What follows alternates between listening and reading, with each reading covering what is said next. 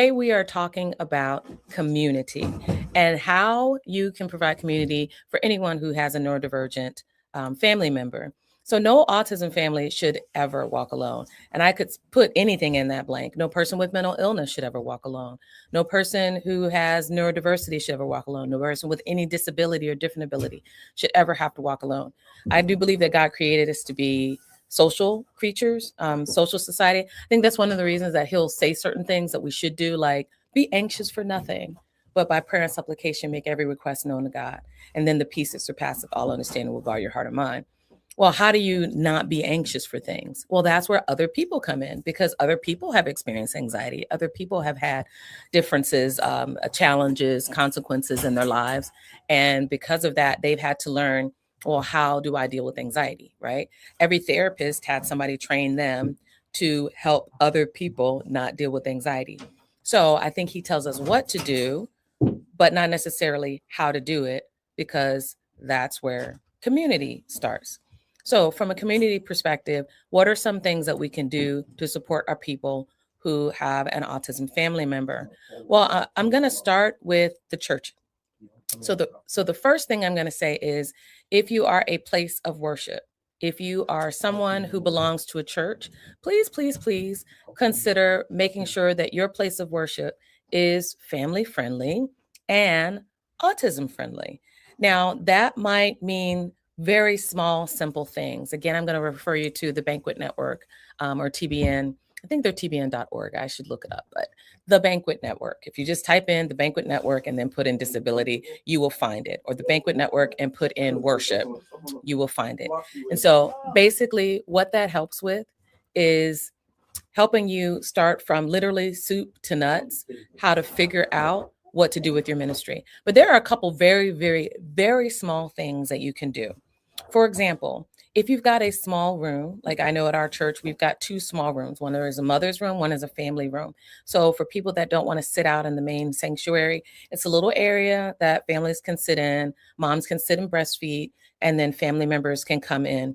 In those rooms, you literally could add a couple things: a small bin of toys that gets washed and cleaned at the end of each service, fidgets. You could add cooling towels, other things. So when there's sensory and temperature fluctuations, the child can be made comfortable. You could also add a small ball that a child could squeeze or roll around on the floor. Just one willing worker, one person is as an aid is really all you need just to start your ministry, because then that one person can go and work with any family member, right? Or a small group of family members, like maybe 1 to 3, something like that. And that's not super hard to do. And that lets communities know that you care about them and you love them. Another thing that I've seen churches do, which I think is phenomenal, we've actually participated in this ourselves. One of the churches, Grace Church out in the Towson Timonium area, they have a respite day once a quarter, just once a quarter. And on that respite day, if you look at any of my Facebook posts, particularly my individual personal Facebook posts, I think, or Instagram posts, I think there's like a Regina Isbell MD. If you go to that, you will see where they, number one, they will host your child for about 4 hours, like 1 to 4, 1 to 5, somewhere in that area, 12 to 4, 1 to 5 area. They will host your child. They will, and siblings, your child and siblings. They will take them, and they have a series of activities throughout the day. So one is like a craft room, then a music room, then just like a general play area. And they'll rotate them through every 20 minutes during that time. And they feed them and they feed you. When you fill out the information about your children or your child, they will ask you obviously important things like, what do they like? What helps calm them? What, if there are any allergies, any food sensitivities? But they will also ask, how many are in your family?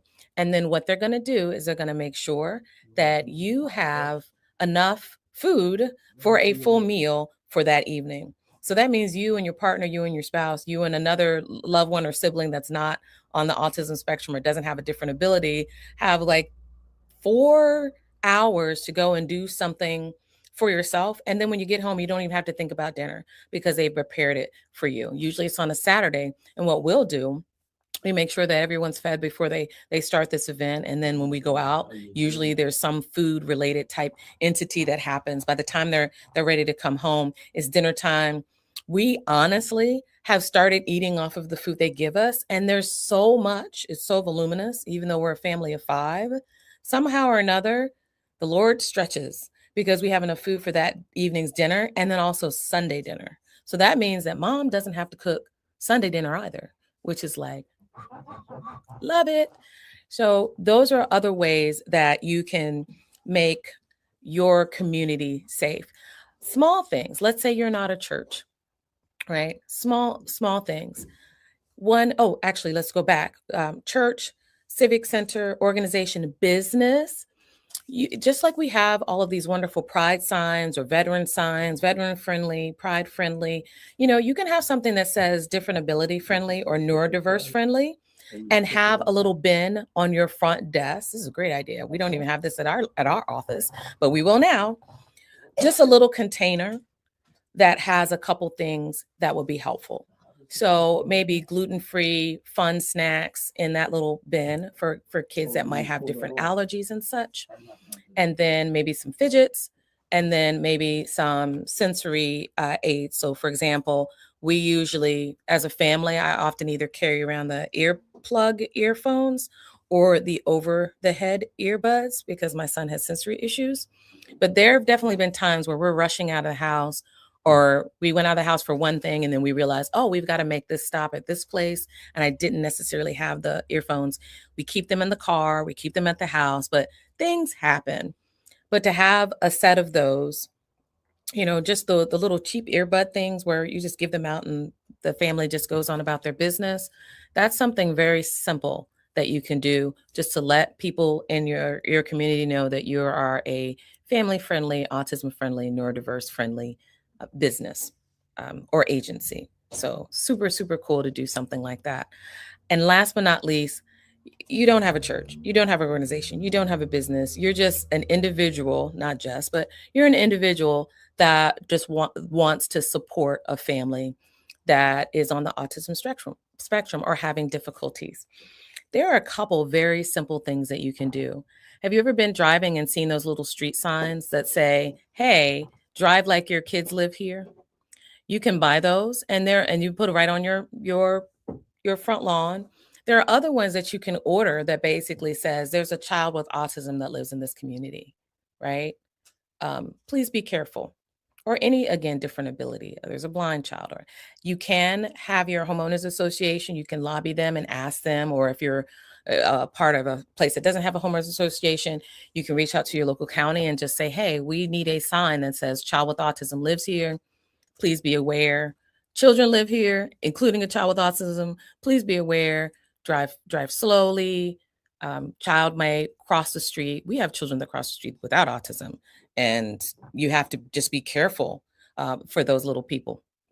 But those are some excellent things that you can do. All right, what would be something that I would say as a professional, but also as a parent of a child on autism spectrum, that has meant a lot to me? Community involvement and community engagement. I love going to things like Mocha Moms. I love going to autism support groups. I love going to my child's school's support groups, where each of those entities kind of get me because they already have kids that are dealing with some of the things that I'm dealing with. That's wonderful. And I like that.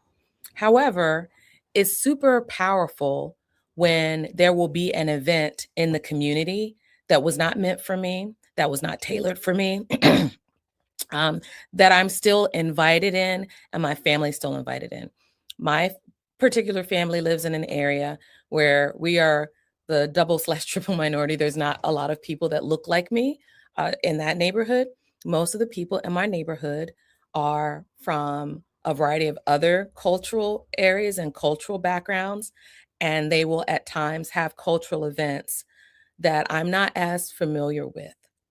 But it always does my heart good when they will see us just kind of waving and looking and saying hello as we walk by, and they'll say, no, come on over, come over and be involved.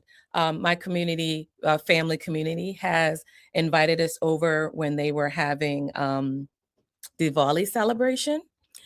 We've been invited over when there was, I forget the name of it. I think it's Holi, where they're throwing the colors at me and they're throwing colors on me and painting my face with colors. That was really cool to be invited. You know, it's not my cultural background. It's not um, it's not something that I necessarily always know exactly about, but this is the cultural background of 90% of the people that live in my neighborhood. And I try to be as researched as I can. But when I see a celebration and we just kind of wave and, you know, I might say Happy Diwali or Happy New Year. When they've got sparklers and poppets, I've had them come and give us a sparkler so that we can wave them around. Just being included in that way is wonderful. It's not expected, but it is always appreciated. So if you ever have a community, and again, you may not have an autism family member, you may not have somebody with a neurodevelopmental disability or someone who is neurodiverse in your family. But if you see another family in your neighborhood, in your community, in your grocery store, to include them in on your celebrations, include them to be a part of your culture, um, it's appreciated. And that helps us feel like we're not walking alone. So I want to thank you for that, for those who may be watching who are in my neighborhood or part of our Facebook group or part of our group on TikTok or Instagram. All right, so I say thank you for watching. And again, if you have a family member in your neighborhood, remember to do something to make them feel included and be as inclusive as you possibly can. You guys take care. Have a blessed day on purpose.